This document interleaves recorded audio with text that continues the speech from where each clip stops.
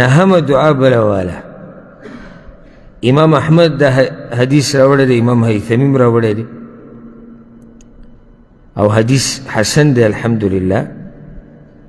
دا دے دا عبداللہ بن عمر رضی اللہ عنہما وی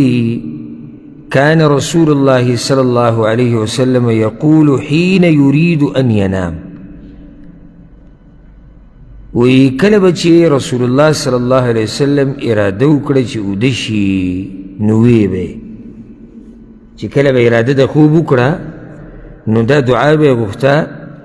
اللهم فاطر السماوات والارض، اے اللہ دا زمکی او دا اسمان پیدا کون کیا، عالم الغیب والشہادہ، پوہا پپٹو پخکار باندی، رب کل شیء چی رب دا ہر شیز دے، و الہ کل شیء او الہ دا ہر شیز دے. الہ سا مطلب دے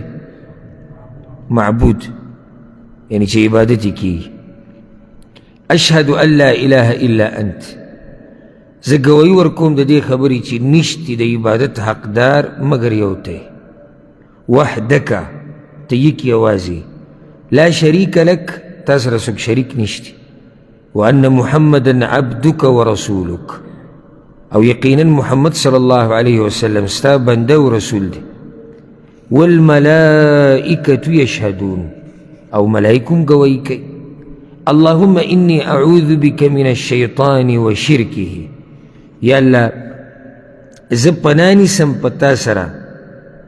دا شیطاننا و دا دا شرکنا چی ما پا شرکی اختنکی، وان اقترف على نفسی سوءا او اجره على مسلم، او دا دی خبرنا چی پا خپل نفس باندی سا گناو کم یا یو مسلمان تراکاگا. پوشو بی یعنی یا اللہ ومی ساتا دا شیطاننا او دا دا سنا دا شرکنا، جیسے شیطان مجھے دا بشرکی اختنکی، او یا اللہ دا دین میں وساتا چیزا پا خپل گناو کم، او دا دین مملری وساتا چی دا سنا دا گناہ یو مسلمان تراکاگم، یو مسلمان زمان دا لاسا چی تا با گناہ کی واقعی نشی. اگر قیمتی دعا دا گور دا خبر یاد کئی دا سمرا اذکار و دعاگانی چی بتا سوائی پا دی کی بنیادی مسئلہ کا دعوت تیر توحید طرف تا، زی پا زیدادی زی پا زی لا الہ الا انت وحدک لا شریک لک رب السماوات رب الارض رب العرش العظیم ربنا و رب کل شیء. دی مخ کی دعا کیو نو دا طول یعنی اشارت دی طرف تر چی دا بندگی لائق صرف و صرف اگا یو اللہ دی، او دا بندگی حقدار اگا صرف اور صرف یو اللہ دی. دا توحید سرزان وطڑی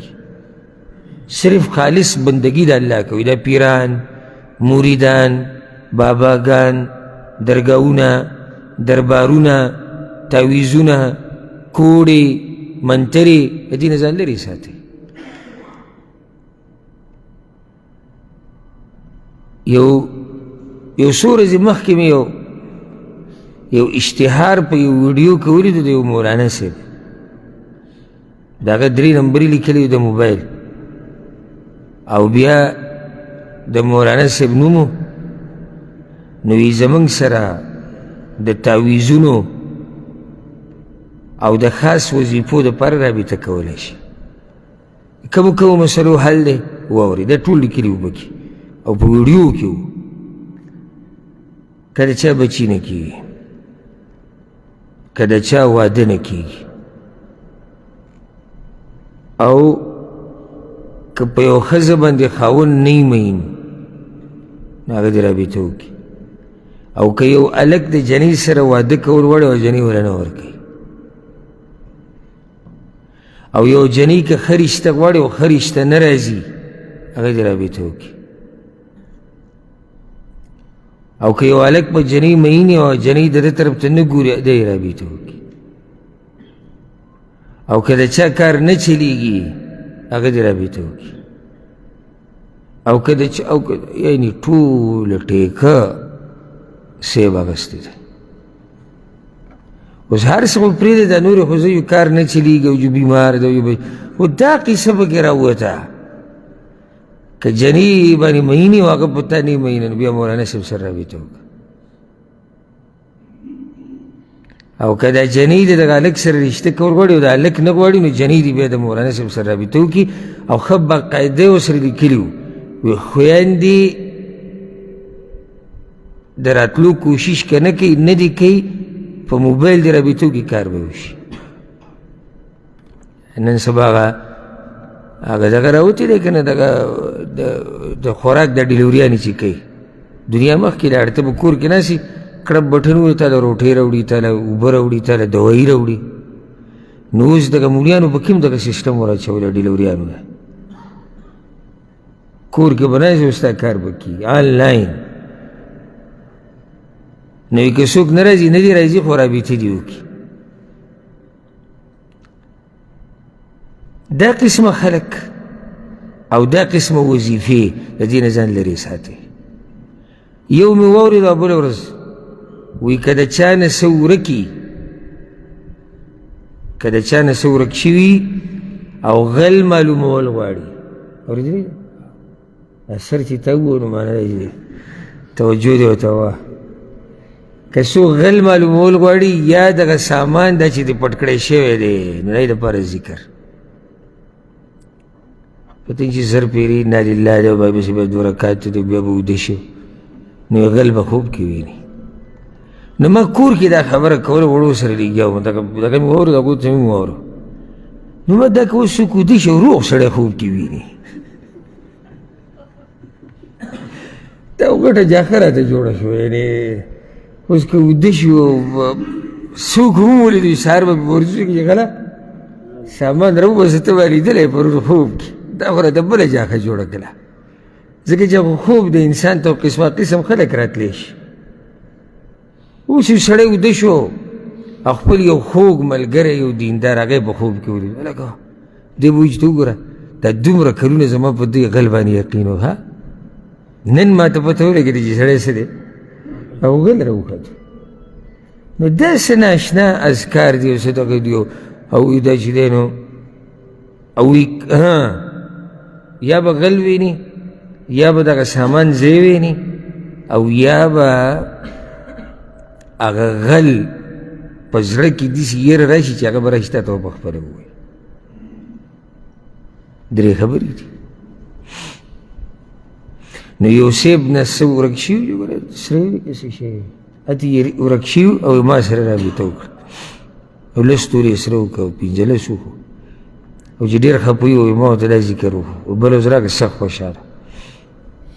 ما ورته چې څنګه وي هغه سره چا چې ته کپړه کې تړلي راویشتي دي واپس کور ته بلاو شو دې اذکارو پسې زموږ دا خلک نښتي او دا دومره خواږه اذکار یې پرېښودي ده مستند سلسله د ذکر د رسول صلی الله علیه وسلم پورې رسي دی پرېښودي خو هغه تاویلې ماویلې او پلانی صاحب وظیفه راکړه او پلانی صاحب راکړه په هغې پورې نښتي او خواږه اذکار هم پرېښودي خبره مې دا کوله چې دې اذکارو کې لوی دعوت هغه د توحید طرف ته دی چې ته به ځان لرې ساتې د دې تعویذونو نه د دې باباګانو نه د دې کوډو منترو نه د دې پیرانو نه د دې مریدانو نه د دې قبرونو نه درګاهونو نه او دربارونو نه او اعتماد به یک یوازې په چا ساتي په الله باندې او چې الله یې حل کوي څوک یې منع کولی نه شي او چې الله یې نه حل کوي نو څوک یې حل کولی نه شي نو دا ډېره ښایسته دعا ده بله ګوره دې کې دا دي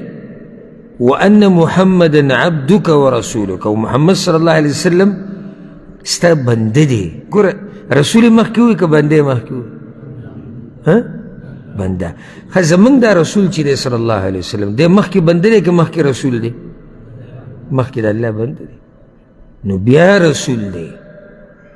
مخکې بنده دی بیا رسول دی اشاره د دې طرف ته او دا خبره پکې ښه واضحه بیان شوې ده چې رسول صلی الله علیه وسلم که ډېر اوچت مقام لري خو هغه د الله بنده دی. نو کومو خلکو چې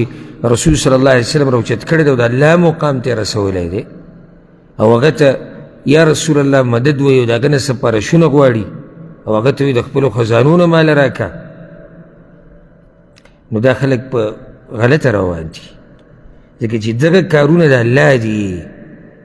او قرآن کې دا خبره ده، الله پیغمبر ته قل لا املک لنفسي نفعا ولا ضرا، ای پیغمبره دې خلکو ته وایه چې زه د خپل ځان دپاره د نفع او د ضرر مالک نه یم مګر هغه چې الله وغواړي. نو چې د خپل ځان دپاره د نقصان او د فایدې مالک نه دی رسول صلی الله علیه وسلم، چې څو پورې الله نه یې غوښتلي نو ما ورته به څنګه راکړي چې څو پورې الله نه یې غوښتلي. نو موږ ټول محتاج یو د الله خزانو ته. اکثر په دې نعتونو کې دې خیال کړی د شنو پټکوله چې نعتونه وایي نو درځم دې درته او ستا د خزانو فقیر یم او ستا د خزانو ملنګ یم، دا خبرې شرکیه دي. رسول صلی الله علیه وسلم په خپل الله ته محتاج دی، ځکه چې د هغه بنده دی او بنده خپل رب ته څه محتاج. رسول صلی الله علیه وسلم قدر او عزت په مرتبه د رسول کې به کوې، په مرتبه د اله کې به نه کوې. اله هغه یو الله دی بس. د رسول صلی الله علیه وسلم مقام او شان، هغه مقام او شان به بیانوي چې هغه د رسالت او د پیغمبرۍ او د نبوت سره لایق دی، د هغې نه به یې نه اوچتی چې الله ته یې ورسي. او بیا عام امتي به دومره نه راوچتی چې رسول صلی الله علیه وسلم ته یې ورسي. یعنې بعض زموږ په ملک کې د مولیانو نه او د امامانو نه سم پیغمبران جوړ کړي، ته به ورته د پیغمبر او د رسول حدیث وې، دې تا ته په مقابله کې د مولا او د امام خبره کوي. دې کې بله دا خبره ده چې یا الله دې نه مې وساته چې په خپله ګناه وکړم یا یې بل مسلمان ته راکاږم. نو دا ګوره لویه ګناه ده چې ستا د لاسه یو مسلمان په څه کې واقع شي؟ په ګناه کې. یعنې په خپله خو زمونږ په اوږو باندې د ګناهونو پیټې پراته دي، خو چې قیامت په ورځ الله ته مخامخ شو او زمونږ په تله کې دا ګناهونه هم پراته دي چې زمونږ د لاسه فلاني او علاني هم د الله نافرماني کړې ده. نو چېرته ګناه کې ته سبب جوړ نه شي. ګورې راځه دا شی وګوره، راځه دا به وکړو، راځه داسې به وکړو، یو سړی د الله نافرمانۍ ته راوړ. یا یو سړی په دیندارۍ باندې روان دی په نیغه لاره او ته د نیغې لارې نه منع کې چې مه کوه داسې کوه. نو په خپله خو یو سړی په ګناهونو کې خو چې بل به کوم راواړی دا بیا ښه تباهي ده.